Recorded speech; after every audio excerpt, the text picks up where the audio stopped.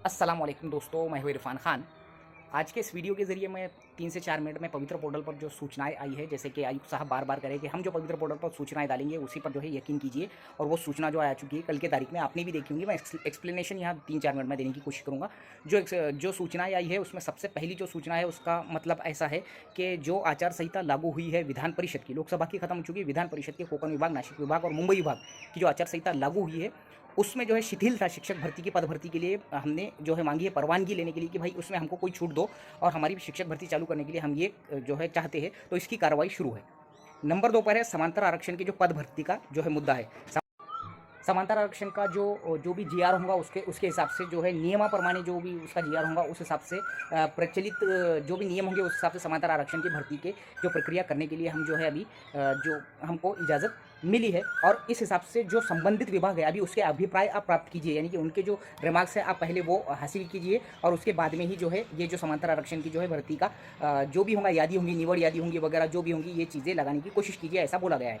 मतलब सीधी-सीधी बात है कि अभी जो है निवडणूक आयोग के पास इन्होंने परमिशन मांगी है आचार संहिता में शिथिलता के लिए, और जो समांतर आरक्षण का जो भी रिमेनिंग जगह है उसके लिए उन्होंने कहा है की संबंधित विभागाकडून अभिप्राय मागविल्यानंतर जो प्रचलित जो शिक्षक भर्ती है वो जिसमें समांतर आरक्षण हॉरिजॉन्टल जो राउंड होगा वो करने की कोशिश कीजिए। अब इसमें से ऐसा लग रहा है कि इसको और 8-10 दिन का प्रोसेस लग जाएगा और उसके बाद में जो है हॉरिजॉन्टल का राउंड, जैसे कि हमने इससे पहले भी कहा था कि हॉरिजॉन्टल का राउंड लग जाएगा। ये जो भी सूचनाएं आई है उसमें से ऐसा लग रहा है। बाकी जो चीज़ें हैं इसके बाद की जो है इसी के बाद होंगी। पहला जो राउंड होगा वो होगा हॉरिजॉन्टल कन्वर्टेड का, हॉरिजॉन्टल के रिमेनिंग का, और उसके बाद ही बाकी की प्रोसेस होंगी। मैंने इससे पहले भी आपको कहा है।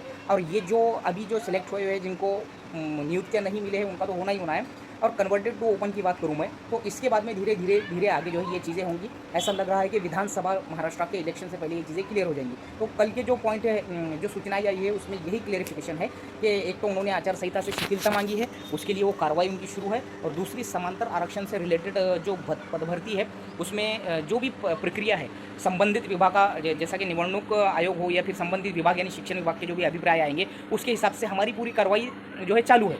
यानी कि निवड़ यादी के हिसाब से बोलो या जो भी समांतर आरक्षण के राउंड के हिसाब से हम अपने पूरे तैयारी में है। लेकिन जो सिस्टम है, जो टेक्निकल सिस्टम है उसके हिसाब से अभी हमको वो जो भी रिमार्क्स आएंगे उधर से, जो हम उधर से ऊपर से जिसको बोलेंगे उच्च स्तर से जो भी सूचना आएंगी उसके हिसाब से हम कार्रवाई करेंगे। यानी कि डायरेक्टली इनडायरेक्टली हम बोल सकते हैं कि ये अपने लेवल पर तैयार है, लेकिन टेक्निकल इश्यूज़ जिसको आचार संहिता फिर निवडणूक आयोग की परवानगी, ये चीज़ें जो है ये टेक्निकल इश्यूज़ की वजह से ये रुके हुए हैं। ये अपने तौर पर पूरे तैयार है। सेम यही कंडीशन इंशाल्लाह आगे चल के जो है कन्वर्टेड टू ओपन राउंड की भी रहेंगी, यानी कि वो अपने तरफ से तैयार रहेंगे। जो भी मसले मसाइल होंगे वो हल होते से ही ये लोग राउंड लगाने की तैयारी में रहेंगे, ऐसा पूरी उम्मीद है।